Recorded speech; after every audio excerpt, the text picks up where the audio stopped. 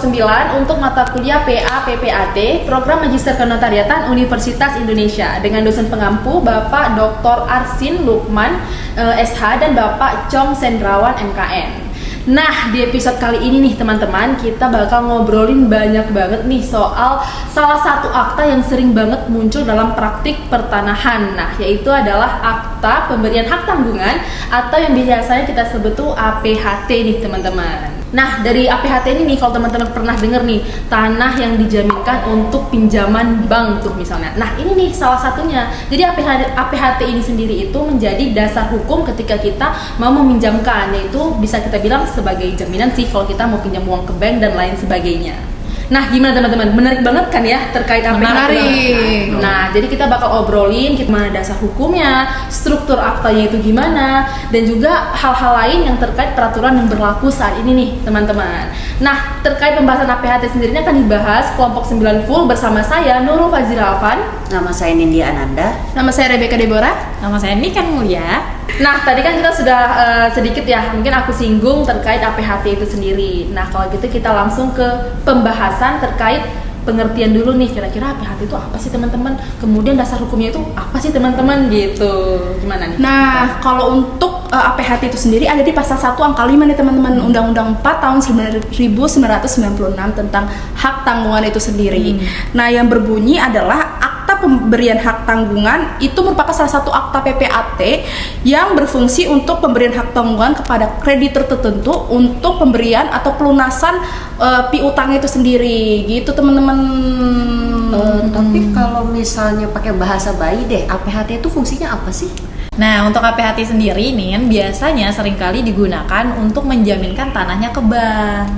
Oh, gitu. Tapi kalau tanah ini tanah yang kayak apa sih yang bisa dijaminkan?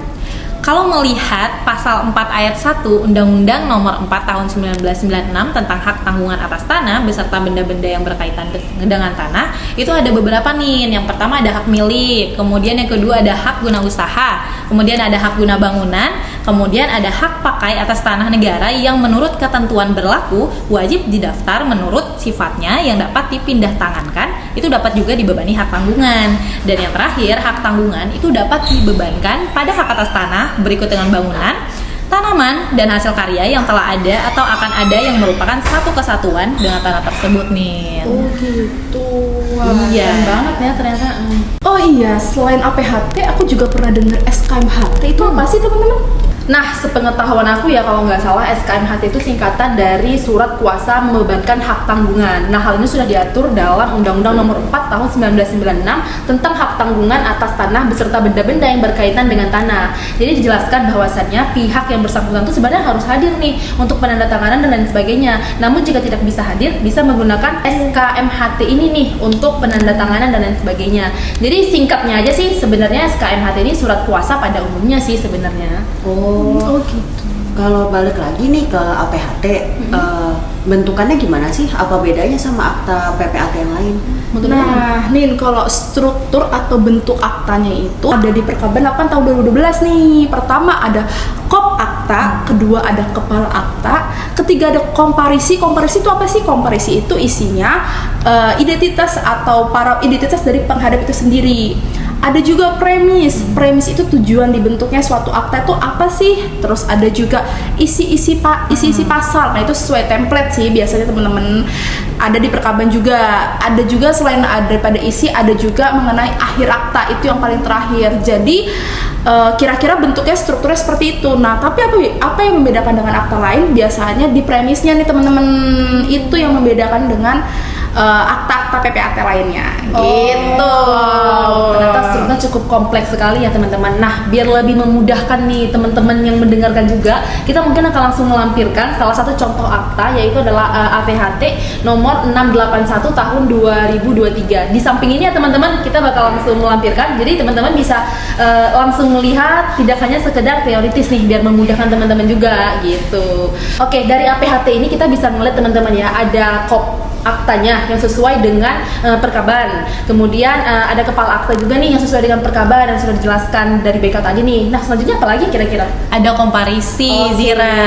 Nah, komparisi atau badan akta ini juga salah satunya dijelaskan bahwa pemberi hak tanggungan yang diwakili oleh Nyonya B melalui SKMHT itu disebut sebagai pihak pertama. Kemudian penerima hak tanggungan dari PT X diwakili juga oleh Nyonya B. Nah, pertanyaannya nih, kenapa ya di dalam komparisi ini baik pihak pertama dan pihak kedua itu diwakili oleh satu orang yang sama? Iya juga ya. Kenapa tuh? Kenapa tuh? Kira-kira atau BK? Nah, kalau misalnya di akta ini nih, walaupun orang yang sama nih yang mewakili, tapi dia tuh bertindak untuk dua pihak yang berbeda.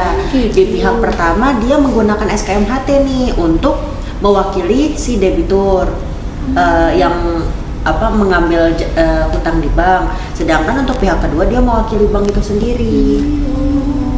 Fun fact banget nih ya, ternyata Iya. bisa begitu gitu ya. Nah, pertanyaan berikutnya nih, biasanya kalau di dalam komparisi itu disertakan dengan persetujuan istri. Kalau misalnya tanpa perjanjian kawin. Nah, kenapa di komparisi APHT ini tidak ada perjanjian kawin ya nih?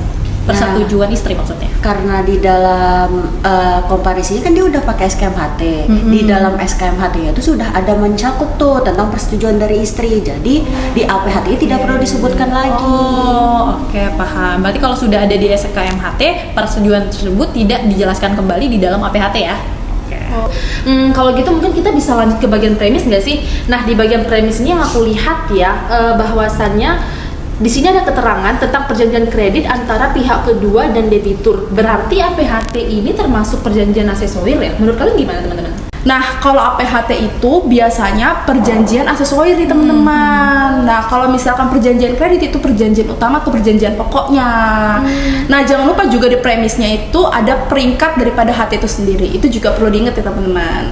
Nah, itu dia ya, reminder banget tuh kita semua memperhatikan bagian premis. Itu benar-benar jadi poin utama banget sih. Sebenarnya semuanya penting ya teman-teman, jadi di premis harus diperhatikan lagi. Nah, kalau dari bagian premis kita udah bahas soal perjanjian kredit dan peringkat hak tanggungan. Sekarang kita akan move lanjut ke bagian objek hak tanggungan itu sendiri berdasarkan akta, contoh akta yang kita lampirkan ini teman-teman. Nah, kalau kita lihat ya dari contoh yang ditampilkan di layar ini, kelihatan jelas banget nih pasti ya terkait jenis haknya. Gimana tuh menurut teman-teman?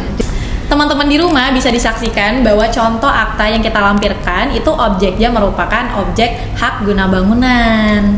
Oh gitu, guna bangunan kenapa nggak hak milik ya? Ya juga ya, kenapa nggak hak milik ya? Nah, pertanyaannya bagus nih. Hubung tanahnya itu di Batam, di mana tanah di Batam seluruhnya itu adalah tanah HPL atau tanah hak pengelolaan, di mana otoritas penuh dipegang oleh pemerintah. Oh, gitu. Maka dari itu masyarakat di sana hanya boleh diberikan hak guna bangunan, bukan hak milik. Oh gitu, menarik Gitu, juga Mika. ya informasinya. Keren banget sih sejujurnya. Hanya di daerah Batam. Wah, keren banget sih di sini ya. Ternyata di kota Batam itu semuanya HPL ya ternyata ya. Betul, Dari maka HGB. dari itu mereka hanya boleh dikasih HGB karena balik lagi daerah Batam itu masuk ke dalam daerah industri sama seperti IKN. Wow, gitu. benar-benar fun fact banget sih ya, kita harus memperhatikan Menarik, jenis menarik tanahnya ya, ya. gitu ya.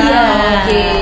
Oke deh teman-teman, kita mungkin tadi sudah membahas terkait objek nih. Kita akan geser yang pastinya nggak kalah penting lagi ya teman-teman, terkait isi-isi pasal itu sendiri nih teman-teman. Nah, aku penasaran deh sebenarnya isi-isi atau pasal-pasal di dalam APHT ini sendiri itu disusun berdasarkan apa aja sih teman-teman? Menurut teman-teman gimana nih?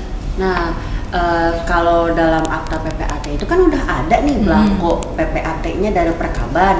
Nah, terutama untuk pasal-pasal itu sebenarnya udah fix, kita nggak boleh ngubah atau merubah-rubah posisinya. Oh, perlu diingat nih, benar-benar. Oh, jadi kita nggak boleh merubah isi pasal tersebut yang di dalam akta ya Nin? Nggak boleh. Kita tuh hanya boleh menyesuaikan. Bahkan untuk urutan kan tidak boleh kan tadi.